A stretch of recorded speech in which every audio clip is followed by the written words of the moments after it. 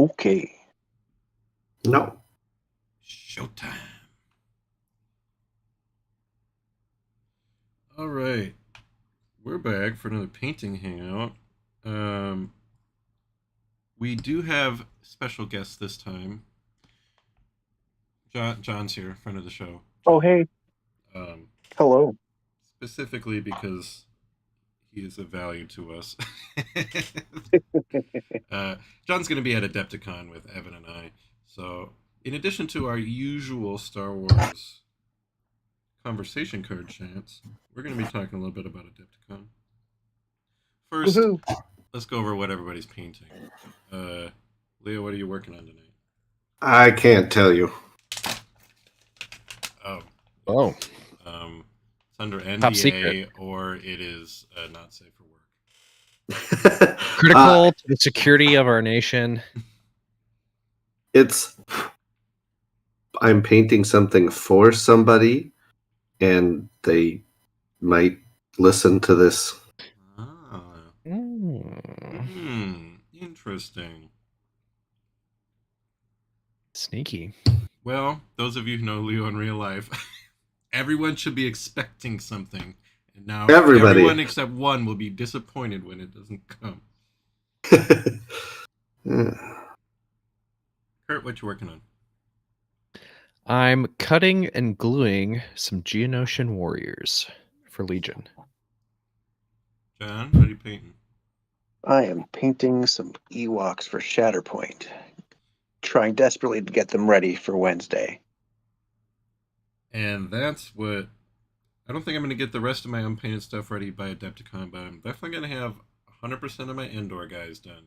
And that's what I'm doing tonight, is finishing them up. I do have to... I realize I forgot all the little wires on C3's stomach I got to do. But I got 3PO and R2 done here. I did 0 metallic paints on these guys, which I thought was kind of fun. It's just too washed out on the camera. I think your non-metallic metal looks pretty good on them. Especially, I don't know if you're basically just winging it or if you kind of had a plan, but I think it looks good. I was mostly just winging it. I was like, well, I'm just going to highlight kind of normal with a little less smooth, I guess. I don't know. Picking out a few spots to just be like, this is where the bright spot gets to be. Same with R2.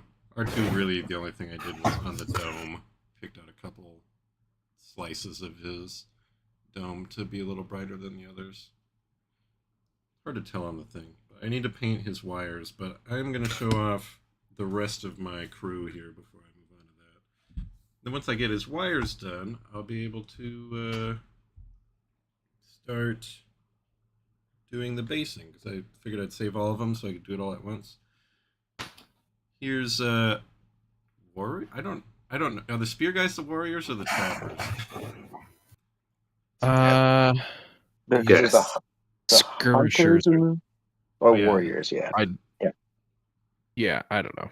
Well, it's confusing because it's different between Legion and Shatterpoint At least the Shatterpoint get bows instead of slings. Yeah. This the spear guys, the arrow guys. We saw these last week. I was working on them, but they're all finished up now. Got all their faces and their toes and stuff. So we've got. I don't know why this might be my favorite one of the bunch. Paplu. I like how he turned out. Then we've got Chirpa.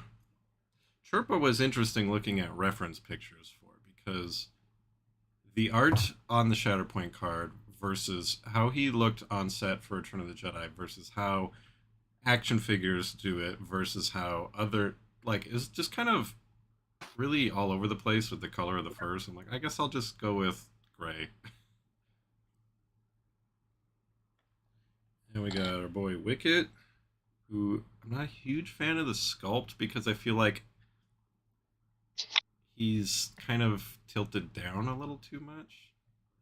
But yeah, I moved mine back, or I tried to tilt him back a little bit, but then he kind of looks like he's just like going through a stroll, jumping, just hurdling over logs.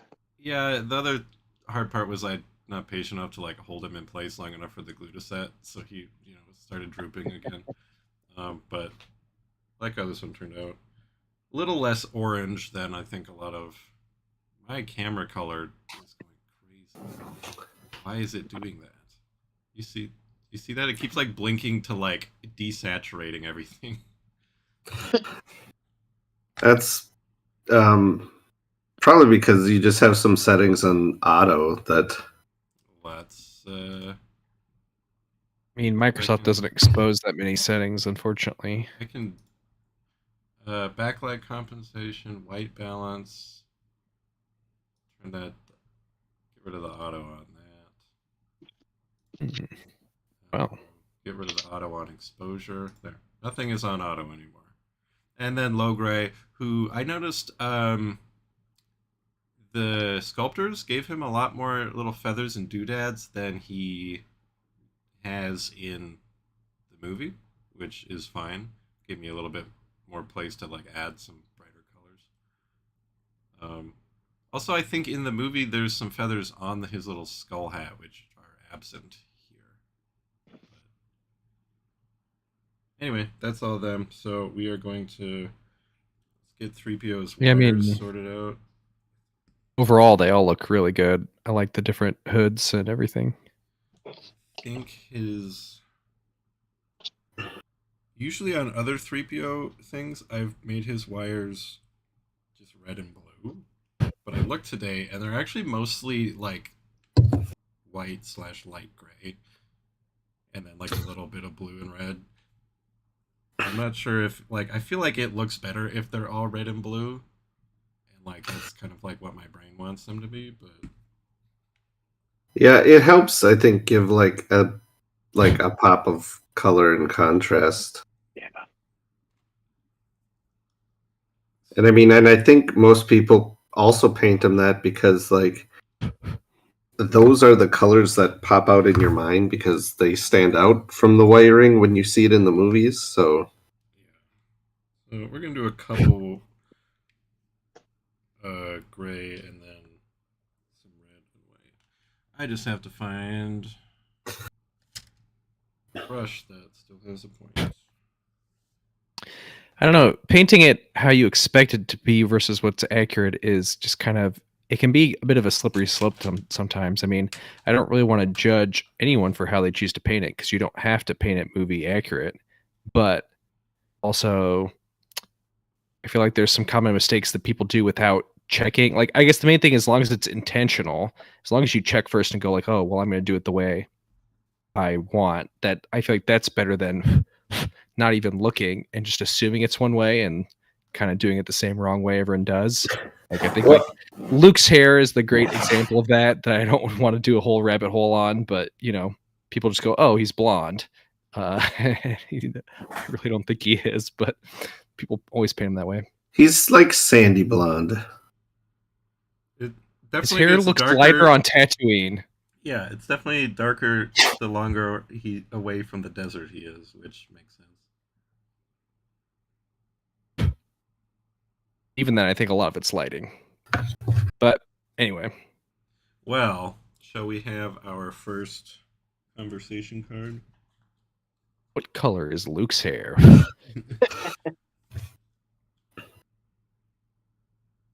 All right. Where in our galaxy would you go if you could travel by hyperspace? I don't know, Europe?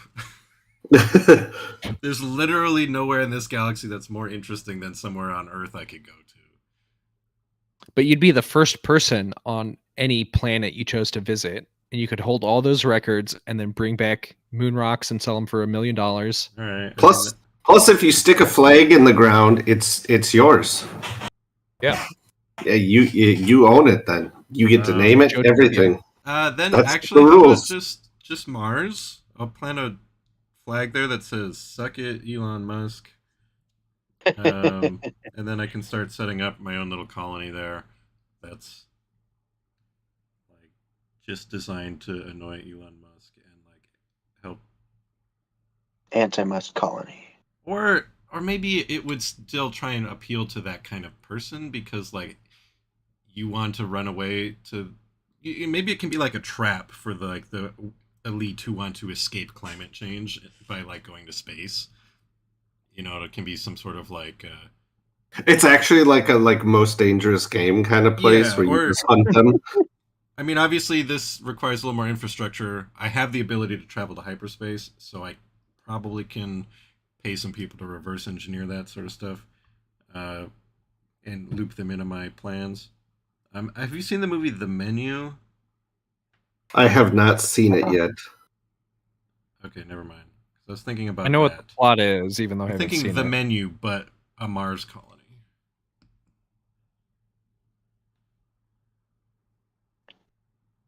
My choice, if no one else wants to go next, I do have a choice thought of. Okay. Do it. Mine would be the Orion Nebula, because that is a spot where there's a lot of new star formation going on.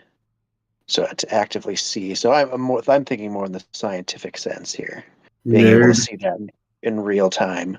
But there's also lots of dual rogue planets, so like planets that don't have a star, but they're also they're a binary planetary system as well of their own. So finding one of those, and just that's where I'll plant my flag, on a binary rogue planet system.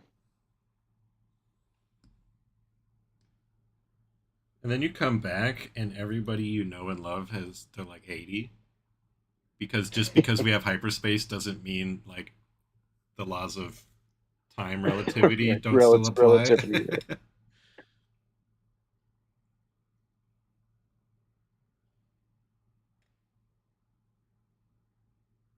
I mean, would it be hyperspace travel though if relativity applied? I mean, still time maybe not passing as you're traveling through hyperspace, but when you exit, it might be. It's going to be a little different, right? I mean, we already know that it's not in the movies, so I mean, if it's not functioning like it's in the movies, then we don't have that technology. So you can't like change the rules of the card here, buddy. I'm saying you can follow the rules of hyperspace travel. I'm just saying existing outside of hyperspace still follows the rules of our own galaxy. So if you go, I'm going to travel to an exploding star, I'm like, well, time's moving different for you by that gravitational body than back on Earth. I mean, yeah, a little bit, but I mean, not by much. Yeah, I'm not going to the supermassive black hole at the center of the galaxy here. I think I would fly to the Voyager probe or whatever, and I would steal the golden record. Listen to it. Make sure that Voyager never comes back. Re-record the golden record with my own that has music that I like better. The Star Wars soundtrack. That's it's just the Star Wars soundtrack and just Jodo cast episodes.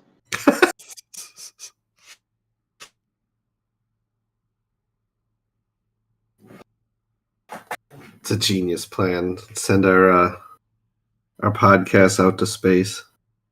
I mean, technically, I guess if someone were to like listen to us on radio somehow, it could be going out into space. I mean, a lot of the internet goes through satellites. That's true. All right, there we go. Wire's done. The only thing that nice. His eyes are darker than the rest of his face, and I'm not sure what to do about that.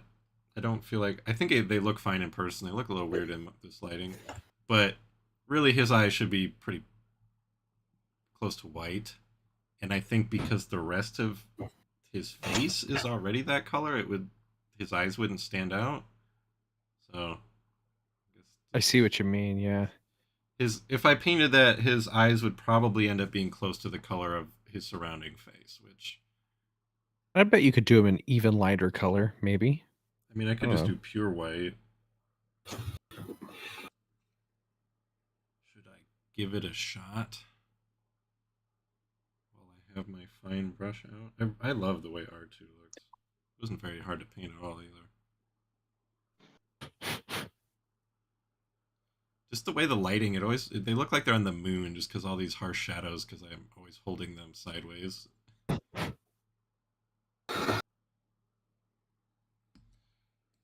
No, I'm gonna leave his eyes like that. Okay, let's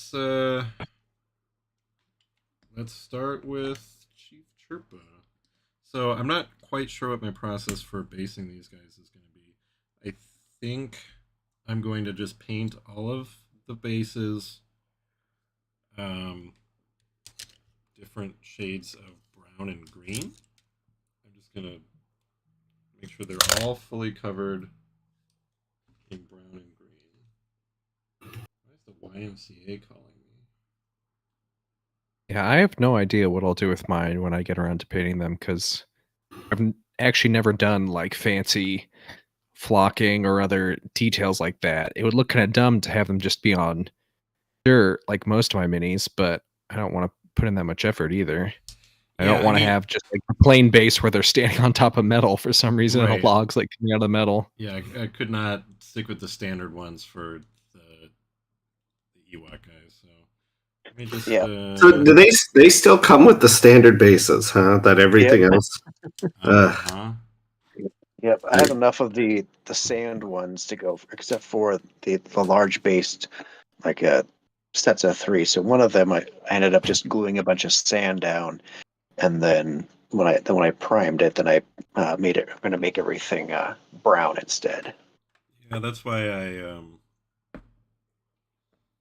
I put all the basing material on before I primed, which is something I usually don't do. It's because I wanted it there to fill in all the gaps and stuff. Well, I guess I'll use a bunch of this Mornfang Brown because it's starting to gunk up. Yeah, I think this paint sucks. I think that's the one I'll use. Well, I got to use it before it expires, which is any day now, apparently.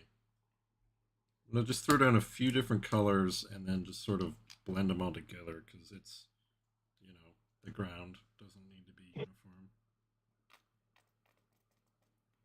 Well, there's the rest of my shitty oak brown from Army Painter. Their fanatic oak brown better be better. Or whatever, it's too runny.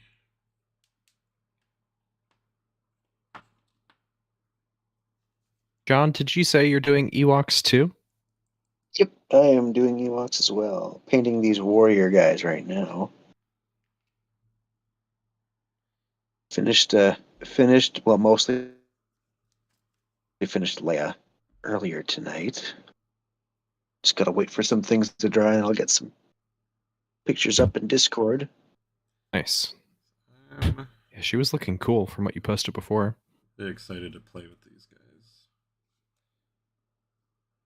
guys. Yeah, John, did you buy both of the packs, both of the boxes? I did. Yeah, so I gotta. Let's see. So I'm at two out of. Well, I'm only going to be probably going to. My goal is to paint 8 enough, so enough for the squad. So I don't know if I'll get to all 10 minutes, but yeah. So I've got two basically done, and hopefully going to get well on my way to 3 and 4 tonight. Nice. I'm hopeful. I don't know how long this will take because this is going to be pretty involved. Because after I just simply paint these bases, I'm going to want to start putting stuff. And I also bought these things. This gamer's grass. These are the little pop out ferns that apparently you can they're flexible, so you can kind of shape. So I saw this picture on the back. Fancy. And I was like, oh, that looks like Endor.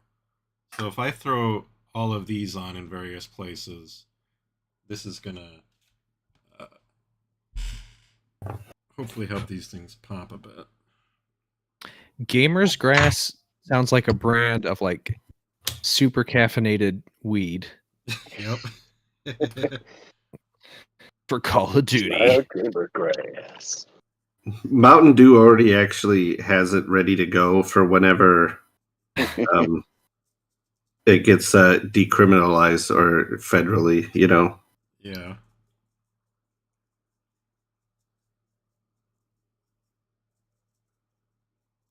Grassy blast. Yeah, I'm gonna put this color down and then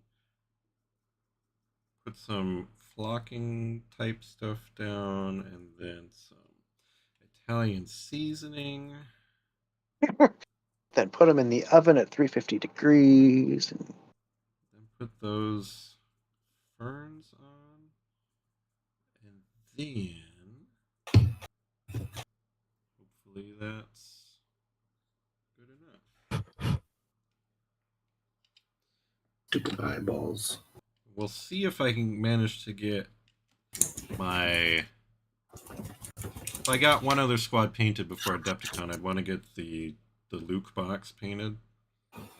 Which might not be too hard because Luke's almost all black. And Lando and Leia are mostly just brown and tan. And I suppose I should have maybe painted that R2 at the same time as this R2. I forget, are there Shatterpoint side events of any sort at Adepticon? Yeah, let's yeah. John, tell us, because I keep forgetting because I've been so busy with so many things. I'm like, I'm just gonna trust that I end up where I need to be at Adepticon. John, what are we doing at Adepticon? Okay. Well, you and I were doing the one with the Force League, which is all weekend, so Thursday to Sunday. So that one has some extra side abilities that you unlock as you play games. So there are some dark side abilities and light side abilities. Basically, it's just like the light side are generally more like defensive, dark side more attacky. You don't have to play dark side characters to commit to one side or another. So you unlock more abilities as you go. Like I think one of them is like you get an extra like crit or an extra a different result, that you can add to your when you defend or when you attack. And so that one has a bunch of tickets you can get for just playing a game. So that one's like 5 games a day or something like that that you can do. So that one's just that was the more casual. Just Shatterpoint. You pick it up and then you play. Yeah, And then you have to unlock abilities. I think there's like extra prizes for like unlocking. Like so the first time you it takes 2 games to unlock an ability, and so the first time you do that, you get that. And then I think there's like they mentioned maybe like there's some special prizes or something like that as you unlock. Obviously, I'm going to be playing in Legion Worlds again, which is going to be I think my Friday, and then all the other days is going to be trying to cram in as many games of Shatterpoint as I can and get some prize tickets. I like how you're not even considering that you might make the top cut and have to play Legion other days. If I do, it's still because I think the prize wall is just for all of Atomic Mass games. So I could spend my tickets that I get playing Legion on Shatterpoint stuff. So I mean that would still get me more Shatterpoint swag, but no, I'm not. I'm not playing I played a game the other day, last week, to practice because I'm really happy with my list. I think it's fun. I don't think it's great. But it's not terrible, and I enjoy playing it, which is enough. This is not a Ahsoka list? Yes, it's Ahsoka, Sabine, 2 veterans with the heavy weapon, 2 Mark IV turrets, Clan Ren, and a rebel officer, and rebel troopers who have a medical droid. Medical droid has been sort of my maybe I should swap that out spot, but I haven't had enough time to figure out something better. In any case, I played it against. I asked Chris to just pick some most meta list, because I'm not in tune with the meta at the moment. And So what kind of list was that? it was Because I'm Anakin. not in tune with the meta either. Anakin, well, it was stupid. Let me tell you that much. It was not fun to play against, which is why I'm like, why do I keep getting worlds? Because at the highest level, that's where all the most like gimmicky bullshit filters up to, because that's what wins. Which, you know, no shame in playing what wins when you're going to worlds, but it's just not that fun for me. And what it is Anakin, Padme.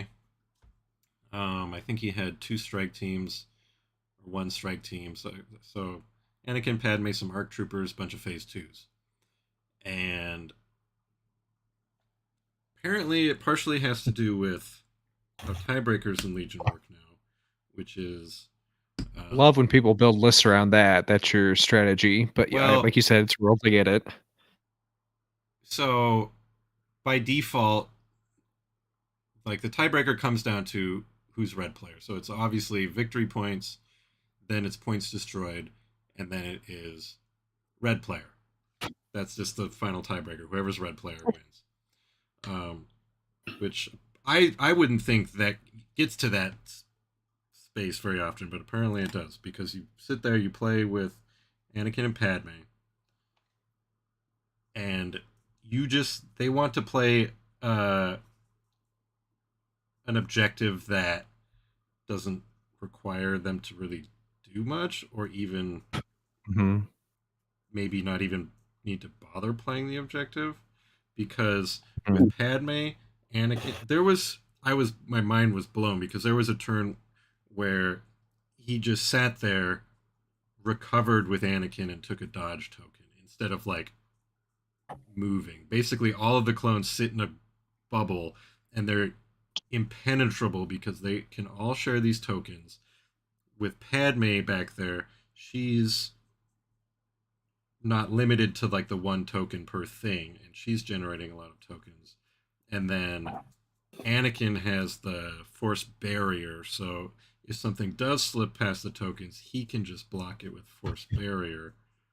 And so because it's like you said, they're trying to get specific objectives, so they don't have to care about running around and doing stuff. And they can just sit there. You just sit there and turtle.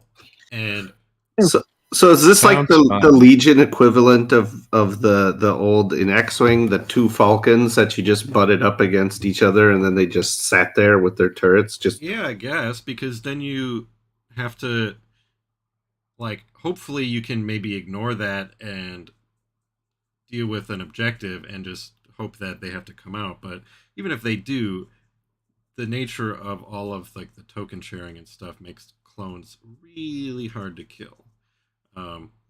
I still did better than I thought I would, because I'm like, well, I'm gonna have to, just rush with Sabine.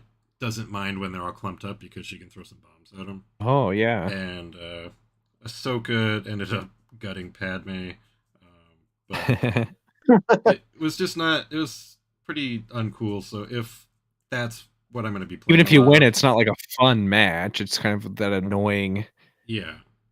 Like you don't feel like you're really playing. If Chris is listening, he'd point out that technically I won, because we were playing hostage exchange, and he deliberately just moved his hostage into a dumb spot so I could kill him, and then I didn't realize he like gave me the game until it ended, and I was like, oh man. So I'm not too concerned about my performance at Worlds. It's not that I'm not going to try, but I'm not that level of player. I say, also, as the person with the ticket to Worlds. And we're also doing the premiere event, which is basically the one where they have like the first day and then they do top cut stuff. I'm on the same level as Joe. They're like, I'm going to play. I don't expect to do anything fancy for that one. But then Shatterpoint, I think it'll be a little more. I mean, obviously there's people out there who know like the best stuff and the best moves, but I feel like the nature of Shatterpoint, it might be harder to like be gimmicky, I guess. because it's so there's so much more randomness. And like right now, it's just the event is not like you win a thing and then you get an invite. It's just anybody who signed up first gets to be in it too. So it'll be varying skill levels, just people who like to play the game. And I think that's going to be, at least this year will definitely be fun. I think just playing, having fun. There are a few more side events that we ended up not doing just because of its. I think would rather play in the one with the Force League, but there was economical we were going to reasons. try time and mainly time, and because we were getting the same amount of tickets for whatever, and we might actually get a few extra prizes from doing the league. Right. But there was a team one where you get one half the strike team, your friend gets one half the strike team, and then you play against another team of two. Sounds fun. I would have loved to do that one. That one's happening during Legion Worlds. Yeah, so that one we didn't even sign up for that one even to begin with, since that was the case. It's too bad. That would have been great. The other ones were basically just, hey, make a list where your guys all have something in common, and then hey, make a list where your guys are like they don't jive. Like put Maul and Obi-Wan on the same team. They call it frenemies, which kind of sounds fun, but also like not appealing enough. It's like, okay, well then my list is going to be kind of sucky. Yeah, because it seemed like a fun concept, but like not enough to try going away from the other stuff. Because playing a game of those other things and just playing yet another game of the one with the Force League is going to net us the same amount of prize tickets, and there's that potential for the people who really grind the one with the Force League to get something special. So figured we would just kind of focus on the one with the Force League. The other big one that I'm the most excited about is the Gonk racing. I don't believe. Yeah, we signed up. I think I've signed up for 2 sessions. Yeah, 2 sessions of Gonk racing. My Gonk droid should arrive, because I still don't have the set that comes with it, the terrain thing. Should arrive on Thursday, and I'm thinking I might try and paint up my Gonk droid to be like, what if Gonky got more respect in Clone Force 99? Like, just give him, sort of like a wrecker paint scheme or something. And yeah, I'm excited for that because I think it'll be probably fun. No, I think that'll be if it's for Gonk racing. You know what color scheme I really like is that like blue and orange paint scheme that the one racer had in Resistance. Is that kind of teal? It's based on a Porsche. Yeah. But yeah, droid. I think that would be cool for Gonk racing. I am glad that they are offering you don't have to actually bring your own Gonk droid, because I do not have that pack. And it'll be fun to paint one. But I only finally bought that pack because I had a little extra room in my hobby budget last month. So, have you guys looked at the abilities that you can get in that league much yet? Because I looked at them for a couple days after they came out, and I haven't looked at them recently. Because the one thing that I was kind of like my initial reaction when they announced that, I mean, first I was like, well, that's cool, but also like I was slightly apprehensive because I remember they rolled out a sort of similar event for one of the I forget if this was under AMG or if this was still doing. You were talking about that. Yeah, it was an OP thing that they just kind of rolled out where, you could. It was sort of like I think it was almost like an escalation thing, and then like you got to choose abilities as you went on, and you could have like light side or dark side abilities. And I remember like there was one like I don't think they play tested it too much maybe because there was one light side ability that just lets you heal a Force user up to full health. Yeah. So I don't think there's anything on that level. So it's just like in one game I was playing, I get Obi-Wan down to 1 hit point, and the guy I'm playing like triggers that ability, and I have to start all over again trying to kill Obi-Wan. That reminds me of last night we were playing Unlimited, and Dan made a really, really good deck with Leader Luke. It was, I think it was green blue. Yeah, because he had the energy conversion lab, and by the end of the night we decided he doesn't even need that. Like it's not even, it's like almost holding him back. What's some of the highlights? Well, Best cards. I was trying out my Han deck, which I think is really fun because I've got 3 Hans, 3 Landos, 3 Leias, 3 Chewies, 3 Falcons, and then some mining guilds and smuggling compartments. And it's really fun. There's a lot of silly things that happen. And I was struggling, and he had Kanan out. Kanan had like a Jedi lightsaber and an electro staff, and Luke Really good. Leader was out, and Luke Leader had like, so I played Han unit, and because he's my only, because Han unit is so good, unless there's people with more than 6 hit points on the table. Like, well, I have to take out Luke, so I dropped 6 damage onto Luke Leader, who has 7 health, and then next turn he just plays Luke's lightsaber on him to heal him to full, and I was like, God damn it. Mm-hmm. And then, he keeps tossing out shields to Obi-Wan and Kanan, and then the legendary Luke unit comes into play and just kills like my little guy in space by reducing his hit points to 0. And it's a really nasty list. Yeah, Kanan's kind of been the bane of my existence the last few matches I've played. Especially with Leader Luke giving him a shield constantly. It's like sometimes it can be so much work just to like scrape a shield off, and then they bring it right back. And like it can be really hard unless you get like a lot of damage all in one go, or if you have like a vanquish ready to go, but you may not. The funny thing was that our other friend David, he just built a deck on the spot. It had like 60 or 70 cards in it because he's just like, well, I'll play and then I'll slowly pull cards out as I find ones I don't like. All right. And he beat Dan with that deck. And then I played him and it was a massacre because like I just kept killing his stuff, and then because of Leader Han's ability, you can get Unit Han into play 1 to 2 turns early. And so I did that, and he had nothing he could do to stop Leader Han, because basically if you're not like chipping away at him, he's just going to nuke everything you have without consequences. That's low enough health. And he finally got Mace Windu on the board, and then what I did was I played Lando, and I returned Change of Heart from my resource to my hands, and then used that to just be like, how about I'll have Mace Windu? Oh my god.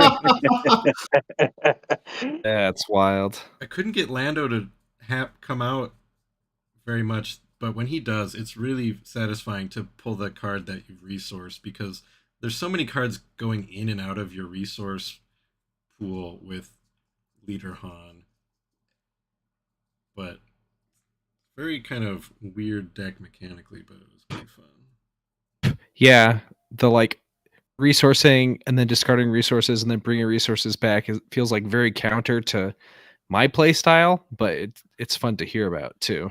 Yeah, sometimes it was worth it just to like, oh, I have Greedo and Leia. Well, with Han, I can get both of them into play turn 1 because I can play like Leia. She readies a oh wait, I could play 4. You could do it anyway. But... I could do more because I can get 3 resources in turn 1, which can be pretty big. But so I kind of like Leader Han, especially. I mean, because I happen to have 3 Landos and 3 Falcons, and an excess of Han unit, I was like, well, we got to make this deck, and so it was pretty fun, especially if you get a smuggling compartment on the Falcon. It just sort of pays for itself. But Han's leader ability, the timing of it works out so that the resource you have to defeat, you can just use to pay for the Falcon to keep it in play. Because you have to pay for the Falcon when you ready your resources, and you have to defeat your bonus resource at the start of the activation phase, which is after. So I kept so many reminder tokens next to my resources for how many I had to. Yeah, I feel like I would have to put tokens on the resource cards, because otherwise, I mean, I've already seen recordings where people like can't keep track of like the Falcon on its own, right? Its own tax, and then you have like the Han stuff like going in and out, and it's got to get complicated. A lot of brain power. Maybe so I assume, are there any like unlimited events at Adepticon? I assume not. No. You guys are going to take cards and play against each other, right? Uh-huh. Definitely.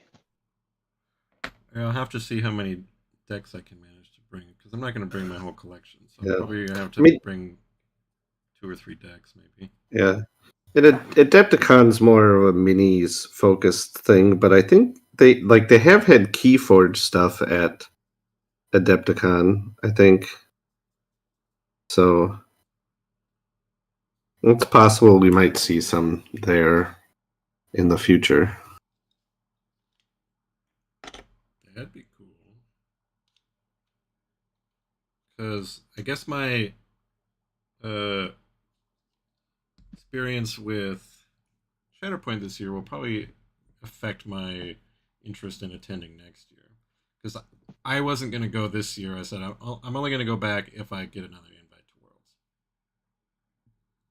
Because there's just so much of it there that's just not of interest to me. You know, because there's so much like Warhammer stuff. But if the Shatterpoint stuff is fun, then I might be convinced to go back again. Yes. I mean, I feel like. Oh, go ahead. Go ahead. You go. I was just going to say the side events are like my favorite memories from Worlds, honestly, more than the tournaments and stuff. So hopefully they're fun.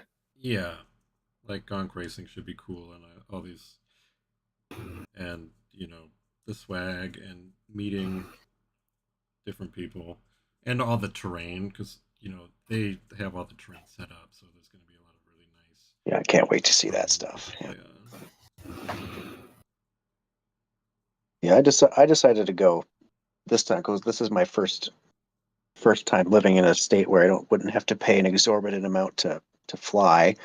So I decided, well, it's just a 6.5 hour drive. I can just get up at 7 o'clock, get there early afternoon, and then just get some play in. Then who knows if they'll have next year, if it'll be like do an event, get an invite. I'm not sure if Shatterpoint's like that kind of game where they'll do that, but it's like, I'll do it. It's the first year for it. It's kind of was my thinking. Yeah, that's a good point, because I think they do a world championship for MCP, so it would stand to reason that they will start doing a world championship for this game eventually.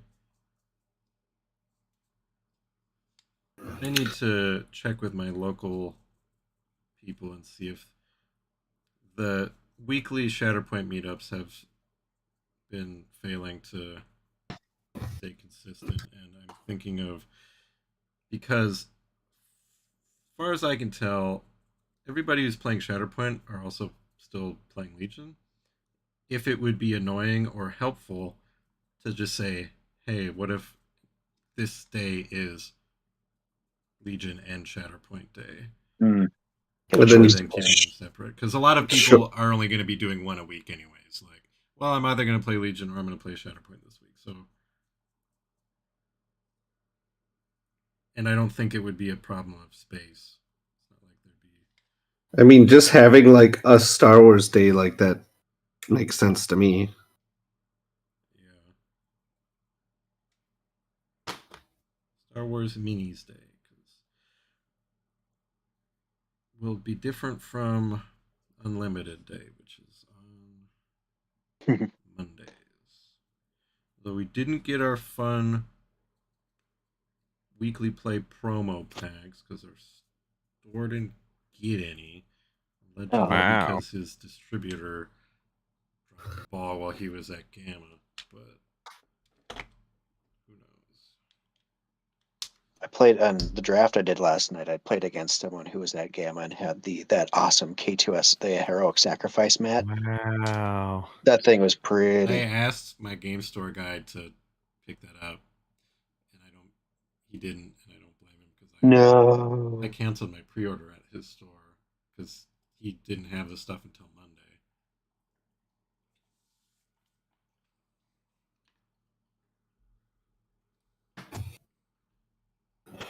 Oh well, I still have my It Binds All Things playmat. Yeah, you got your fancy mat. No one can take that away from me. Actually, they Yeah. literally can. It's called theft.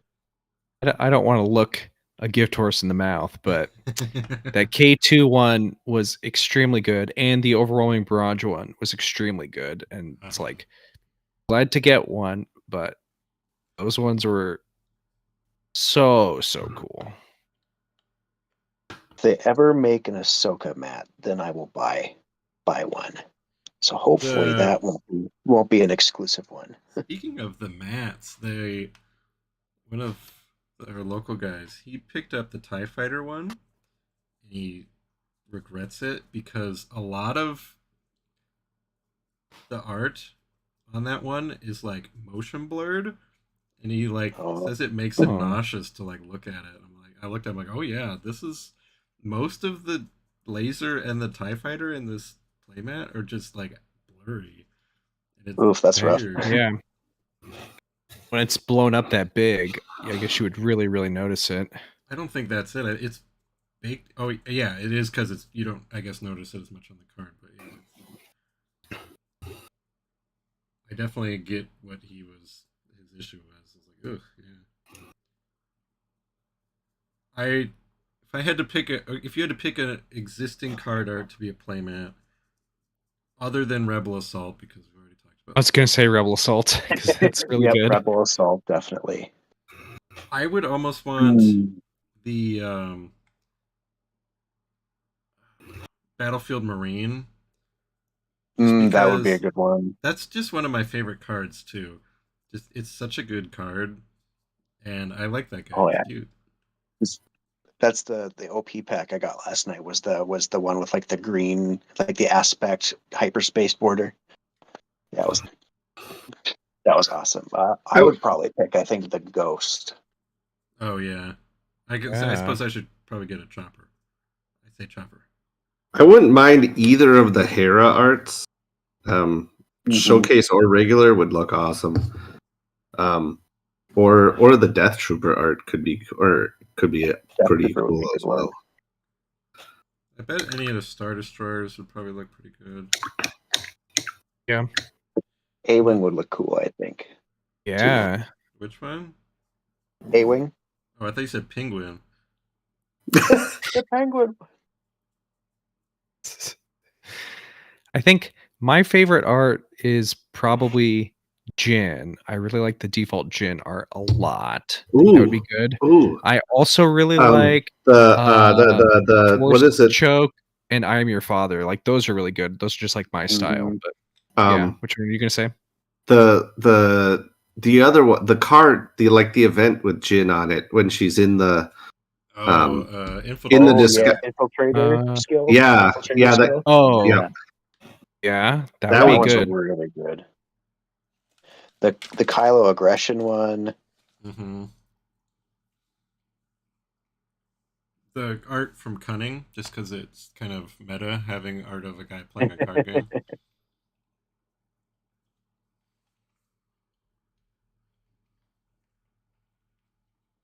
I really like the Jabba art, so that could be cool also. Ardent sympathizer. Good happy boy. Happy boy. Kanan's another one I really like. Just like good, cool action pose. Paint some rocks. Kanan's the only card that I've went and bought a single for so far. Though I went and bought a hyperspace one too. Oh wow, I was blessed that's a with good hyperspace. the hyperfoil Kanan. Wow. I need a hyperfoil chopper. I'm gonna paint some rocks. Like most of you guys just got such good pulls for so many great things. You got a lot of Hans, but like you guys got some really good like hyperfoils and really good legendaries and stuff. I mean, I am still painfully missing Boba Fett and Fett's fire spray. Which is funny. I've got like 4 Fett's fire sprays. I have no Bobas yet though. That's one I need. I have the one that chose me was 5 sneak attacks. Yeah, I'm down to I have 7 cards that I need and to have in basic stuff and then I will have one of everything. Yeah, I've got all of the cards that I still need just one of. Probably won't be too expensive to get in singles, except for Boba Fett, seems. Yeah, I still need Jedi Luke, which that one's probably going to be. That one's cheaper than Boba Fett. I've been desperately looking for like a sub like $25 one. On Sunday I found one, and then by the time I logged in, it was gone. That's I think the only one I'm really another legendary. One of the only ones I'll probably be trying to actually buy singles for. Well, lucky for me, like Dan Green bought a couple cases here in town, and so can trade stuff from him. Actually, there's quite a few people I should be able to trade from. I think I'll be able to get. Do people who buy cases need to make trades? He's like trying to trade for all the hyperfoils that he doesn't have. Oh wow! Because he didn't have. Like he's trying to collect like a full 3 of set of hyperfoils. Jesus Christ, it's insane. How many boxes are in a case, by the way? 6. God, that's just it's insane. Such a wild thing to me, because like that's, I don't know, it's just like, oh, that's the kind of money I put into a miniatures game over years of playing it, and people are putting that down for the first set for a game, every set probably, where right? You're gonna keep doing it at that quantity. Almost everything you get is going to be kind of worthless to you, because it's going to be mostly commons you already have. Yeah, but I mean, a lot of these people who are buying in those large quantities of like multiple cases are buying with the intention of reselling a portion. Yeah. To recoup costs. It's a lot of work. Yeah. My goal is to get minimum 1 of every card, and then I think that's probably good enough, because I already have 2 or 3 of all kind of the more useful rares. Use a 3rd Gideon Hask or a 3rd Red 3, but not a big deal. Gideon is real good.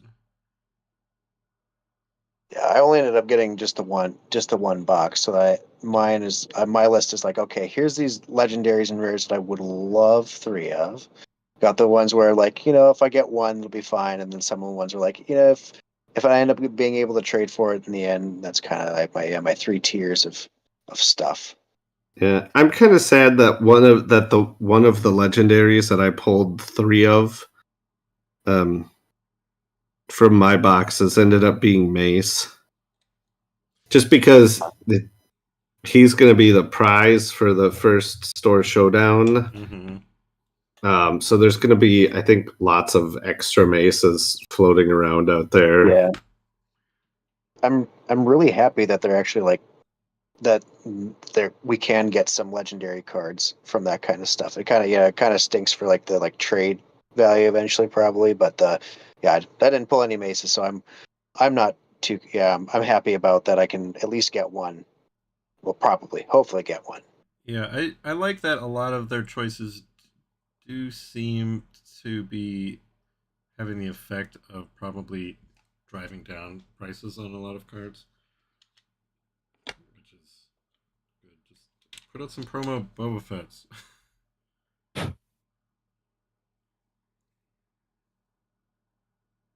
Yeah, for sure. Like getting like that Luke that I need, to complete my set, my basic set would be a hell of a lot more expensive if if there wasn't all the foils and hyperspace variants and stuff that are more the thing that collectors are chasing. Mm-hmm. Yeah. Yeah, I love my hyperspace and stuff, but I'm not interested in going after that in any sort of collector's way. I did trade for a hyperspace battlefield marine just because I already had one. I'm like, oh, maybe one day I'll have 3 hyperspace battlefield marines. Yeah, I think the common ones would be pretty reasonable to get a play set up for the most part. I mean, it Well, would at be least the nice to specific ones have you want. like a hyperfoil of the Spectre units, like one of each, but not worried about that. I'd rather have one of every card. And if I'm honest, I like the regular hyperspace better than the hyperfoil most of the time anyway, so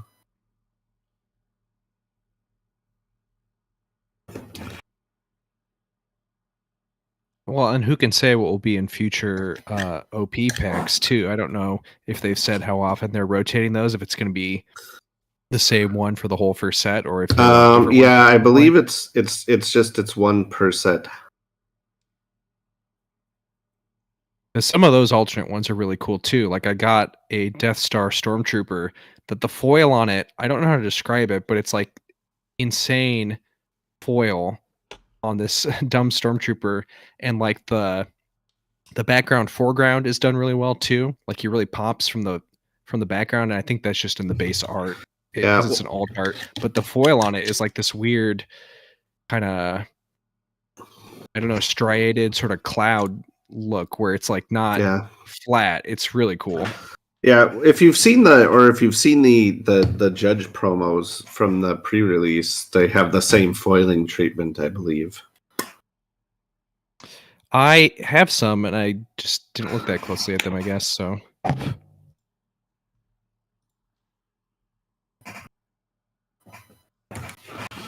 because honestly, I like the regular art better than the alt art on Luke and Vader. Yeah, I didn't like the pre-release alt art, especially Luke. Luke looked like I don't know, like he should be in He-Man or something. Yeah,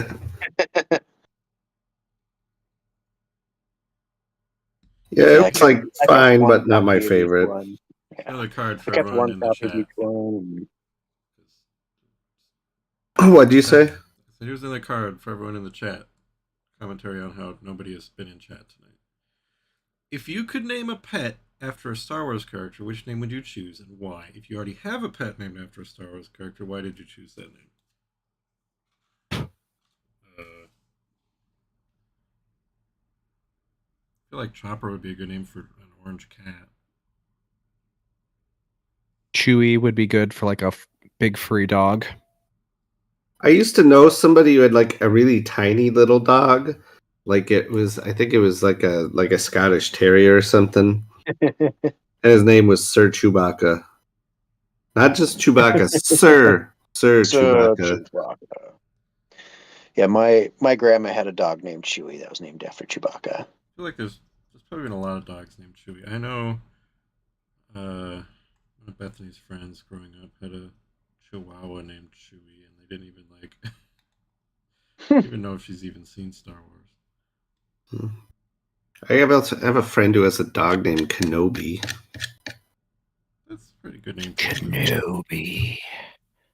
It'd be fun to have Name your like, dogs Kenobi and Maul. yeah, if you had like a black lab and like a yellow lab. Kenobi. I don't know. I feel like even like Sabine feels like it's kind of like a stealth name, right? Because it's like they wouldn't realize it's from Star Wars, and so that also makes it sound normal. I I don't think know. Kanan would be a cool one too. I think like a dog named Kanan. My some neighbors down the street, they have a husky named Jabba. I'd name my dog Salacious Crumb.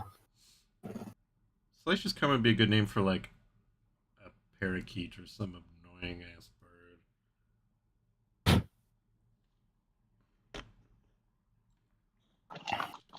I would name my dog Oporancissus.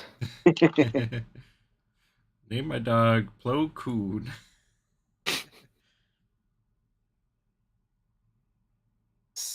What's the name I'm thinking of? Sifo Bibble or whatever.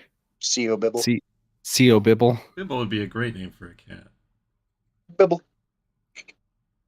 Bibble. Kibble Bibble. Bibble. Bibble Kittle. Bibble Kibble. What about I had a name and I lost it. I didn't paint this guy's toes. Oh no. Well, this guy, his toes. Strip it, start over. Cover him in grass. Well, his toes are gonna get this brown that's on my palette, and yeah, then we'll cover it up with other stuff. There you go. Buddy toes. Yes. By the way, I like the colors you've been doing on the base. That kind of modeled brown and green looks really good, in my opinion. I think it looks pretty nice. I almost don't want to cover it up with stuff, but it should be a good undercoat for stuff. What's the other dumb Jedi name I'm thinking of? FN. Sifo-Dyas. The long neck guy. Why am I blanking? Yarael Poof. Yariel Poof. Yariel Poof. Yariel Poof. Get a poofy dog. That'd be perfect. Yeah, it's like one of those big, like, Great Pyrenees or whatever, right? Yeah. Call him Yariel Poof. What's the name of that guy from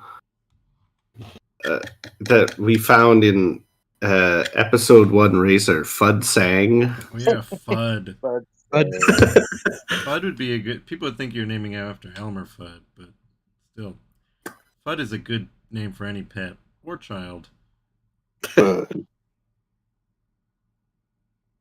Here's my son Fudd. And my dog. They could be Fuddy Duddy. Fuddy Duddy. I would name my dog Luke. George Lucas. That'd be a good name for a cat. Yeah. George? Actually, yeah, I don't have any pets, so I had to give my kids Star Wars names.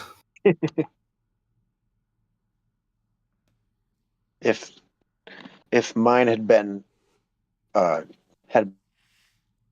girl instead of boy, I wanted to go with Ray, but Laura nixed any Star Wars names for any kids. Wow. See, You had to. That's why you got to get more subtle, like Sabine. See, Well, I was gonna. She's watched all the Star Wars things, so she'd know all my tricks. But all of the Rebels characters are from the Bible. What about some like High Republic obscure stuff? Now, High Republic wasn't out yet. So yeah, right. Name your kid Geode. Avar. I guarantee there's a kid named Geode in the world. I'm really into rocks. I do know there's Rock Hudson. He could have been Geode. Geode Hudson. I did, like, when we were having our first kid and stuff, I did get my wife to agree that if we had a daughter, I'd get to name the kid Marjade, but alas, we've only had sons, so I still got to give them Star Wars names, but they're more like stealth Star Wars names. So I named my kids Liam and Ewan after Liam Neeson and Ewan McGregor. Who are they? Who? How about Jake and Hayden? There's a fucking fruit fly buzzing around my face. smells that that make these Italian leaves? spice. I thought that was in response to saying one of the names. Did you guys see that article about Jake Lloyd that's been going around? I Yeah. read a summary of it. What about his I mom? didn't. Right? Yeah. Yeah. What was it? Basically, he's like he's finally in a mental place where he can enjoy Star Wars again. he's finally doing better in life. And I think a part little of it bit. was also she said, well, like the way people treated him didn't like cause him to like he had schizophrenia. It was this is always a thing that was, there. Although I think some people might Don't be tell taking people that. as an excuse to Yeah. say, oh, hey, all the terrible things we did, like, see, It's that was fine. fine. Don't Which give is him free not license. the point. She's just saying, he was, not reading things online at that age and had other underlying issues. Well, it's all still out there. I want to see him He does show have up a at. rock. He does have a rockin' beard now, though. That's Yeah. one thing I noticed from the photo. Why was there a random article about him? Just someone decided to look him up, or Better than. he's not like I don't know. promoting a movie or something? No, it was like his birthday. He got a Star Wars figure for his birthday. Or something. I don't know. I was at Target today and I was just trying to get my head around like the dumb little like tabloids that surprisingly still exist at grocery stores. Because it was like Jackie, They would go out of life business. without John. It's like John F. Kennedy died 51 years ago. Why is there still tabloid articles about Jackie Kennedy? Like Boomers. yeah, people who I mean, there's still the conspiracy, all those conspiracy theories out about it. So I'm not surprised that there's still I don't tabloids. think that has anything to do with a puff Well, piece on Jackie. That'd be great though. I'm You not go. surprised that you got ones that. Let me read this story about this historical figure from a long time ago, and then it just immediately hard right into Jackie took out a hit on her husband. All You the can see in this picture of the John Zapruder Jr. film, stuff. you Is can that see conspiracy? her smiling. That'd be a fun conspiracy. Yeah. Should we be a conspiracy podcast? Just see what we can get into the world. Then Depends on the conspiracy. You might make a lot of money. 10 years later, when we go, see, here's the proof we made this all up, people will be like, no, you're part of the deep state. CIA has turned you. Isn't They that, paid you to say. that's part of, like, Dune, right? I don't know how much Dune spoilers we want to talk about, but I have questions after seeing Dune 2. About his sister, or no? Sorry. Basically, You haven't read the books? I haven't read the books. My question is, it was fascinating because the whole Lisan al-Ghalib or whatever, that they're like, oh, he's the Messiah.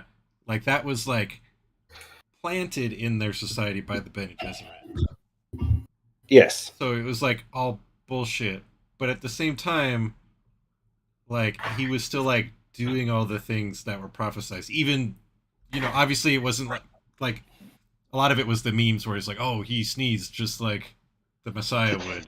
But like, he was still doing some like pretty Messiah-y stuff. So like, oh, maybe it wasn't all bullshit, even though it wasn't bullshit. But like, it was all bullshit, right? Well, yeah, I mean, it was basically all bullshit. It was sort of like Paul and Jessica were aware of what Oh my god, the fruit sorts fly. of In legends. frame. It's in frame. It's on my finger. Got it. I killed it on camera. I'm a murderer. Wow. Look at that.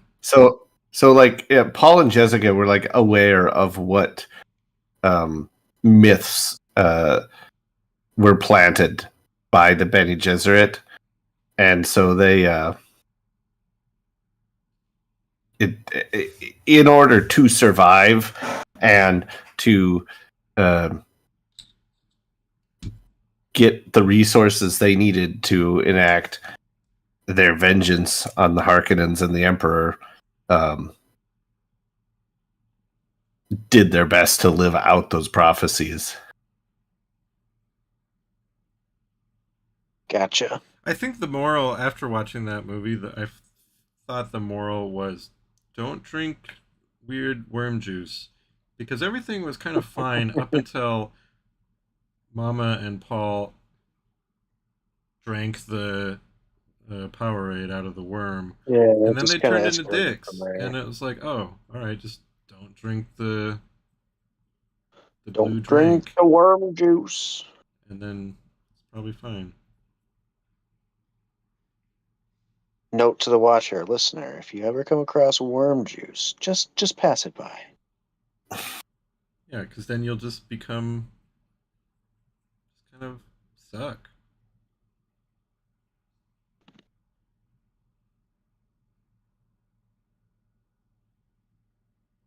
Well, yeah, for a property I know 1% of anything about, I think it was a fun watch, both the first and the second one. The funny thing is, nearly everything I know about Dune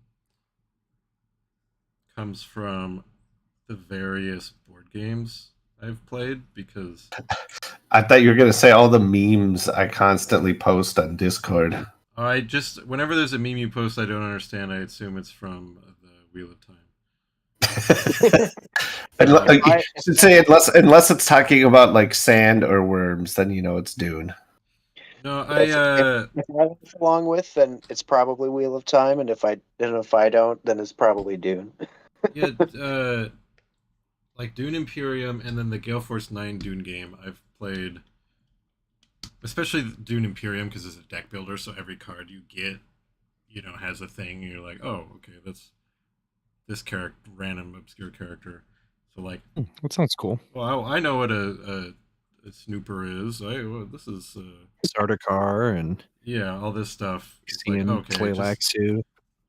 Yeah, stuff that's not even in the movies, that like Tleilaxu cloning tanks and stuff. Like, well, I read the books, well, don't worry, Tleilaxu should show up in the next one. It's like, well, I know all this stuff just because I've played this board game so many times, and like ED Prime. The Knick-Knack Paddywhack came up a bunch in that book, or in the second movie. The Quizno, now you've lost me. The Quizno hat rack. Quizatch Hatterack. Anyway.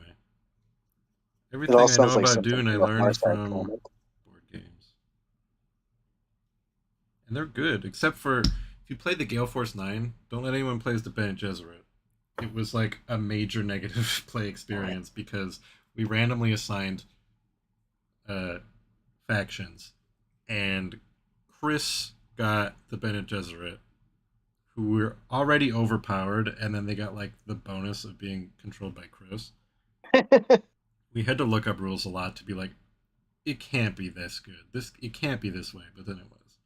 Because it's sort of like you're trying to control major cities on Arrakis, and the Bene Gesserit faction doesn't have like big armies like the other houses, but instead, anytime anybody deploys troops to the planet, one single Bene Gesserit goes along, and then like if there's a battle where everybody dies, the Bene Gesserit who's alone there can go, oh, I guess this is mine now.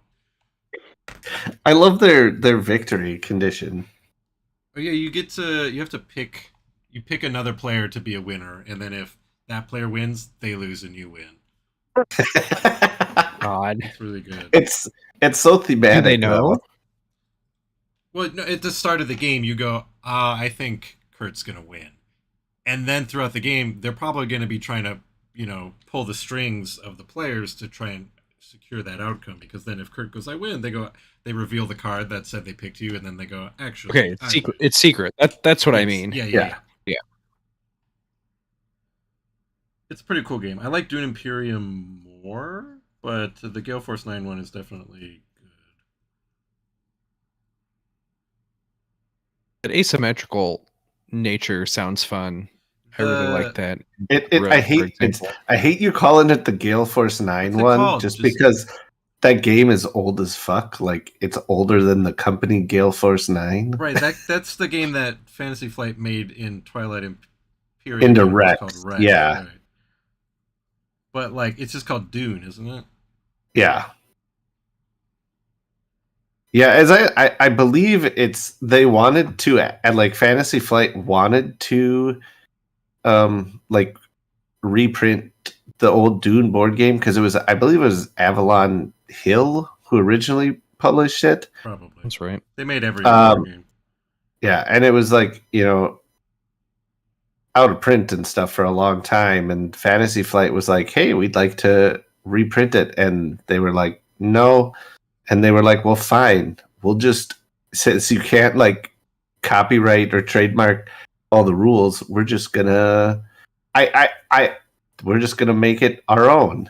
And I think that's how it is. I could be wrong. They maybe license the rules or something like that. But I swear I heard that they were just like, well, fine. If we can't print Dune, we will just print almost exactly Dune.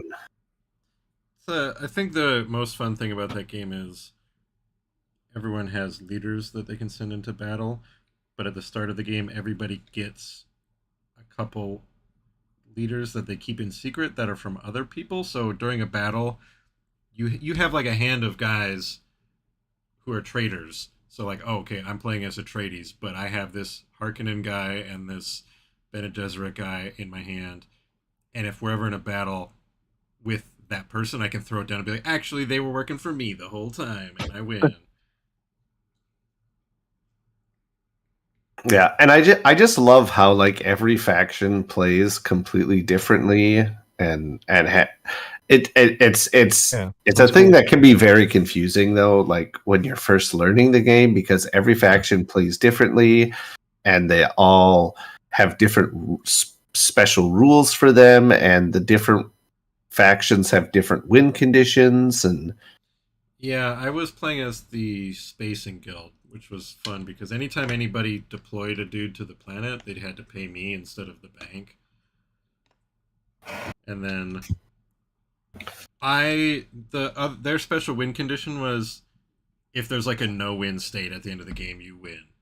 Because obviously they're just the transportation people who want to keep all this shit going on forever. yeah, So they can keep they just want to have keep the status quo. They want the spice to continue flowing.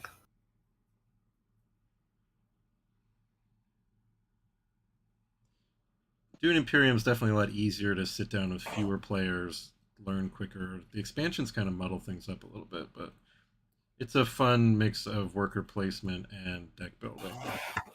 Have you got to play the not the like the expansion, but the I guess you could say sequel or whatever? No, The one that comes in the white box that you no, can technically combine cards from Dune Imperium with, but it's also like its own basically a second standalone thing. edition. Yeah, haven't played that yet. Probably won't because I play with Dan's copy and he's not interested in that because he's got everything for the original. Oh, really? I thought Dan was like all I think he gung ho was for it. interested until he realized that it wasn't really as compatible as they maybe made it out to be.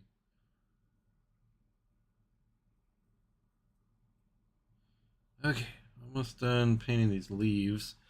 Should I hit all these bases with a brown wash or a green wash? Or does it even matter? Because A mix.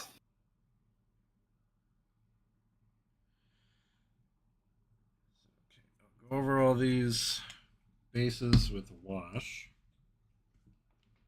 Let that dry, and then start throwing on all the junk. I might do a dry brush on the rocks. Okay, If you're gonna do the rocks at the same time, I think I would do just like a brown wash because otherwise a green wash over the gray rocks, I don't know, might look a little weird. um,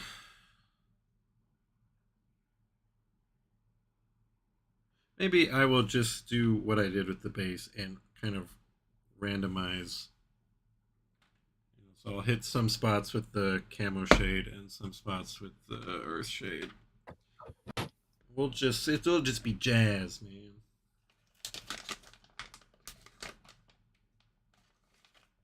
Oh hey, Ryan W says, "Look, Mom, on TV." I hope you're still in chat because I was beginning to ignore chat because there's no one there. So that's why I typed on about Dune. Here, how about this? If you own the Millennium Falcon, would you keep it spotless like Lando or let it get messy like Han Solo? Ugh.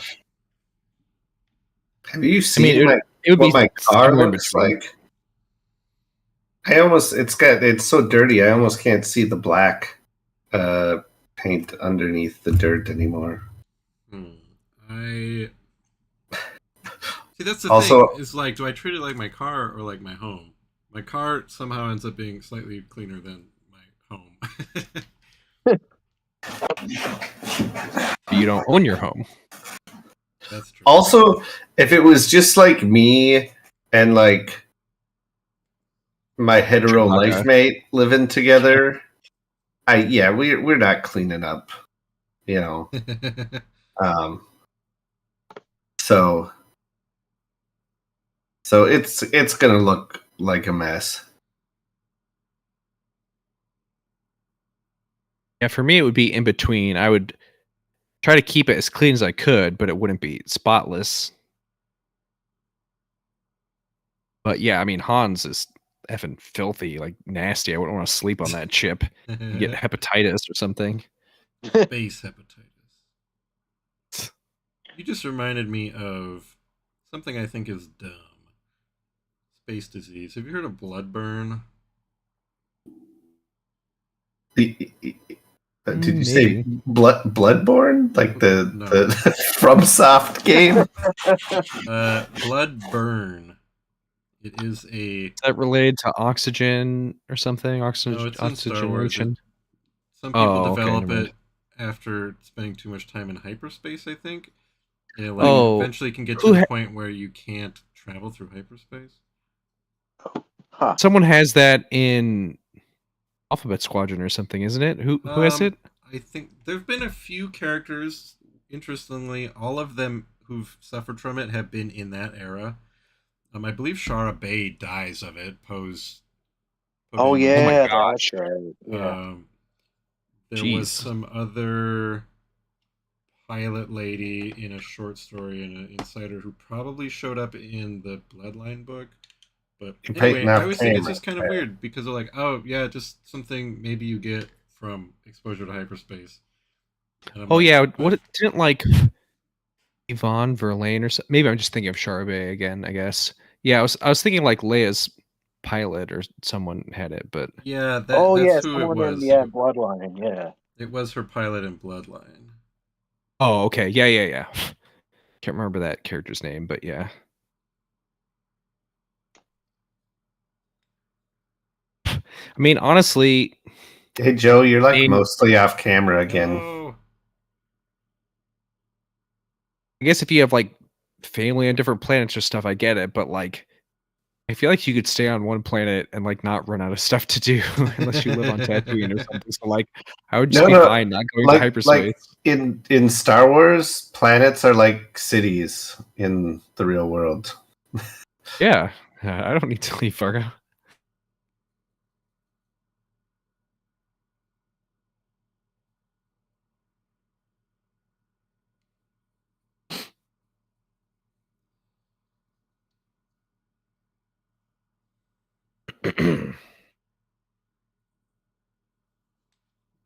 Okay, I might turn this into something I've wanted to make its own video eventually, but because it's good conversation. Who are your wish list items for units in Shatterpoint? Also, the green wash over the rocks, I don't hate it. It just makes them look a little mossy. Oh, nice. Now you're too close to the camera. Can't win. No. Well, to answer your question, if I could design a box for Shatterpoint, mine would be a primary Shakti with secondaries, Echo and Fives, and as ARC troopers, and It's then like a two. You'd make it a 2-character secondary unit. well, kind of like for the Bad Batch coming up, like Crosshair's a secondary, and Wrecker and Omega are the other secondary. So you have your choice of them, and then as the support would be just generic ARC troopers.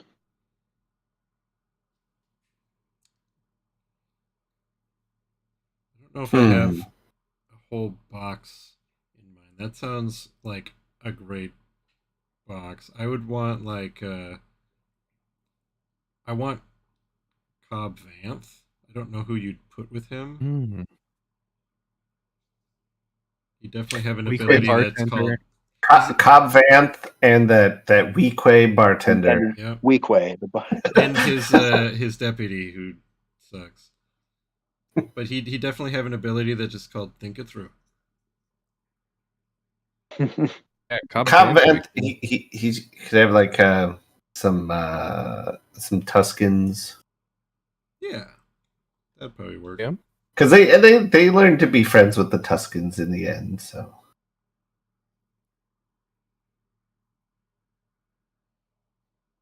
obviously, I would love some High Republic stuff. You could do.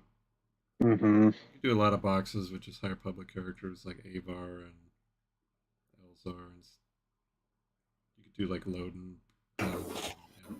Yeah. Would Ember be? Is that the dog's name? Yeah. Would he be an actual like unit in the game, or would he just be like the animal in the terrain box? It would be part of Bell's thing, like you'd put it on the base. Unless I really needed a support unit for that box, then I'd make it its own unit. But I don't think she's really that combat. Yeah, she'd be like the Toto of like the Cad Bane box. Yeah, we need a Jabba. Bring out a new base size. See, that's where Legion and Shatterpoint continue to fall short of Imperial Assault in the Star Wars Miniatures game, where there's just characters that don't fit. Whereas Legion or Imperial Assault and the Miniatures game, you could just put fucking anybody in that, and it was fine. You'd make it work even if it was silly. Where Shatterpoint has restrictions on certain things, and Legion has different restrictions. So there's not room for everybody. There's certain characters that just don't work in the game. Which is why Imperial Assault is the best. You got another comment. Just wanted to comment and say I love the 2-minute unit series. Thanks. Thank you very much. Turkey Dog. So do you think Turkey Dog is a food item or a hybrid animal? Like in Poor Things? Yeah, that's what I was gonna say, like the freaky Frankenstein animals and Poor Things. I just watched that the other day, and let me tell you, it was pretty weird. I did not dislike it, which is good because I did not like The Lobster, which is by the same guy. Get back on the camera. And Poor Things was fine. I liked it. I don't think I'll ever watch it again. And I couldn't decide if it was part of the joke. You're painting off camera again. I put it back. You gotta wait for me to catch up. Okay, well, you didn't respond to me, so I didn't know that you were actually listening. I didn't know if it was part of the joke that Mark Ruffalo does not know how to do a British accent. Also, most of the movie was just kind of softcore porn.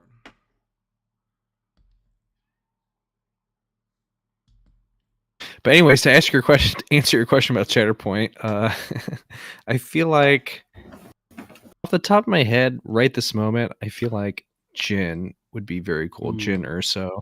Yeah, K2. And I don't know if I would.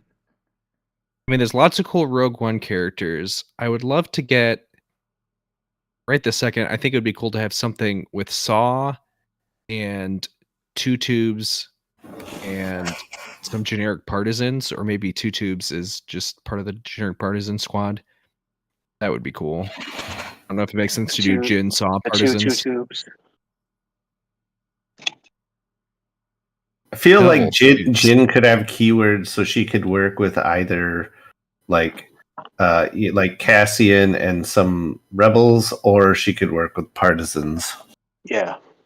Ugh, look at this. You can see the sculpt of this base that like soaked in my basing material. After I put the wash on, you can see the outline of the Yeah. So you have to just cover that with flock so it doesn't. Ryan wants to know if you're taking your Ewoks to Worlds. No. My Worlds list is Ahsoka, Sabine, Clan Ren, some rebels. I had said if we got 5,000 subscribers by the end of February, I'd take my Ewoks.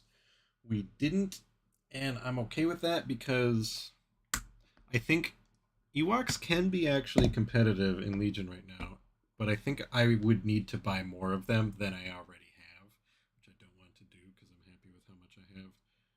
And I would also have to bring my ATST. And bringing this Ahsoka list will be significantly more convenient to travel with because it is a lot fewer minis.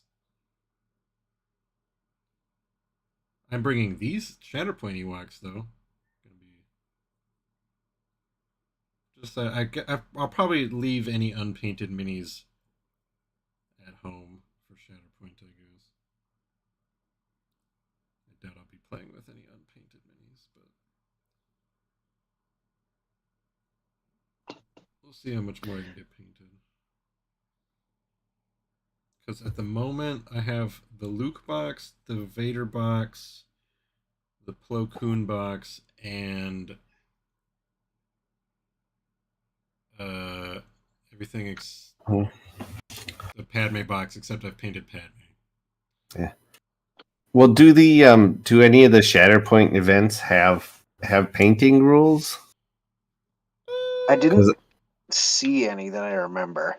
Because I know, like, I remember that kind of being a big deal when they first did the Legion Worlds at Adepticon, and they had to follow Adepticon's paint rules where you were supposed to have at least like a 3-color minimum on them. Yeah, it's probably just whatever the convention rules are. I don't know if is there a painting competition for. I was about to ask you that because I want to bring my Ventress along for that. Your what? My Ventress, Sith Lady Ventress. Yeah. I'm thinking it might end up be like, so last year, so they obviously have Path of the Worthy for Crisis Protocol, where they like put your submissions up in a display case by their stuff. And last year for Legion, what they did was like during the break at Worlds, like between rounds, they said, "Hey, we're doing a painting contest. Submit. Like you can put your guys up here, like write your name on a sticky note and stick it next to them for these various categories," and they judged it in between. And the winners got some like products, I guess. Whereas like for MCP, they get like this fancy statue, and so I'm wondering if it might be something a little bit more impromptu. Gotcha. Which kind of sucks. It'd be nice to have a little bit more heads up about that, Because there's Right. I mean, they seem yeah. like overall they want to encourage the hobby side, so it feels like it'd be natural for them to do that. I wouldn't be surprised if next year if Shatterpoint has something akin to the Path of the Worthy. It'd be silly not to do something like that for Legion too, though, just because like one of the you go here submit a full army, and that's always a very impressive thing to look at. Probably harder to like put up in a display case for the whole convention, but Yeah. Yeah, because like you said, they're definitely into the hobby side of this a lot. So it'd be nice if they did more competition stuff. And just with Shatterpoint feeling a bit more on the MCP side of things, I would think maybe by next year there'll be some kind of more formalized competition for Shatterpoint. Yeah. Because all the MCP stuff was, which I guess means I wouldn't compete, but all the MCP stuff was not just single minis from the game. They were like minis put into Dioramas and like, stuff. dioramas and like people building little scenes for them, which obviously looks really cool. But that's nothing. I'm never gonna do that because I want to play with my minis more than I want to have them as display pieces. Yeah.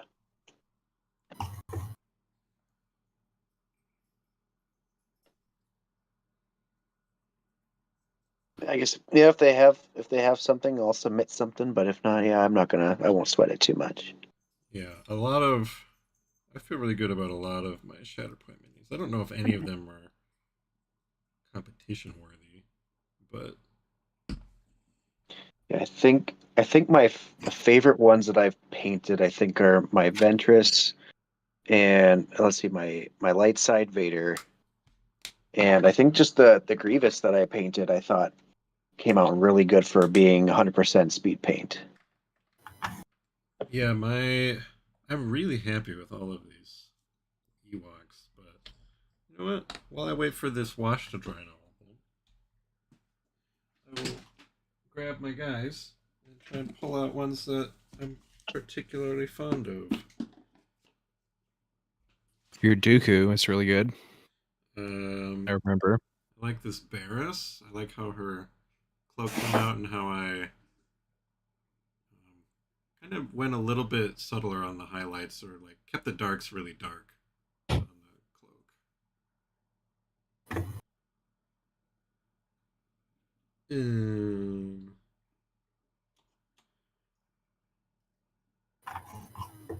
Happy enough with how Padme turned out.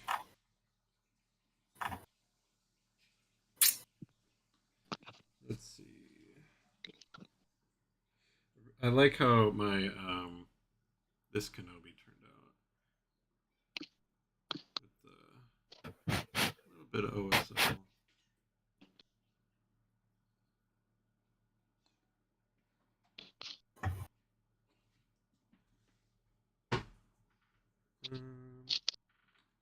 We got Good highlights on that. for the first wave. I was doing no metallic paints until I got to Django because I was like, well, these Mandos are going to be all non-metallic, and then when I get to Django, he's really going to stand out from the other Mandalorians because I will use that on him. I always like how the Anakin's little this bit turned out with the leather look. I guess for the bandos, it kind of depends too if you're trying to match like cartoon style or live action style, because they get a lot more metallic live action versus Clone Wars, the cartoon, where they're all just kind of a muddy, flat mess and there's no metallic anything. Let's see. I'm pretty happy with how Paints. this Vader turned out. Ain't no Sarastro Vader. He was showing off in his OSL video.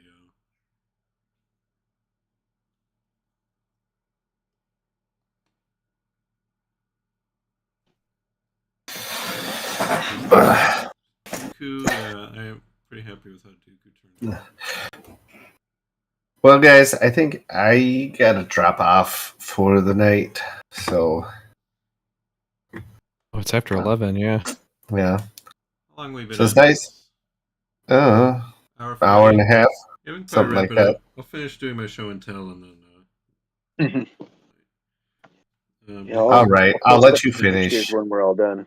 Here's my Ventress, who I did kind of standard colors. I had a lot of fun painting that one, but I don't think it really stands out that much. Really happy with how Django turned out. I like how the base turned out. I made it all kind of wet and muddy, and then his pants. His pants is one of those ones like you were talking, like, oh, like we assume Luke's hair is blonde, or we assume his pants are blue, but his pants are purple in most sources. Like his jumpsuit, I guess. It's the whole. He's wearing like a purple pajamas. And love this one.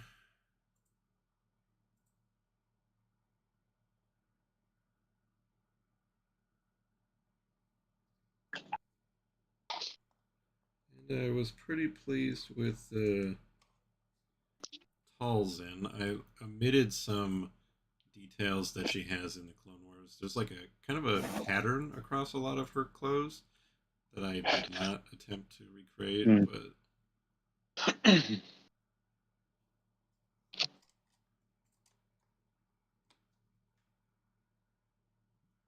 those are probably my favorite ones. Ooh, and here's the one last thing we're going to look at. I saw someone point this out today. So here's Stormtrooper Sergeant. Okay. Stormtrooper Sergeant, let me... hold on. I gotta change the focus real quick. Because we gotta look at a detail. I just don't want the light to wash it out.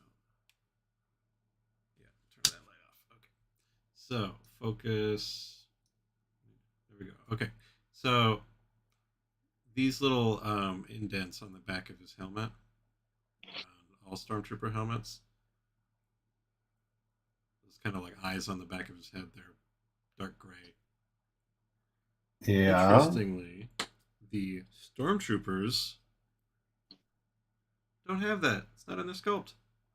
The Stormtrooper Sergeant has it. The regular Stormtroopers don't. And it seems like a sculpting error. Neither of them have that. I have to paint that on manually. Seems like a pretty big boo-boo. Looks wrong. Yeah, weird.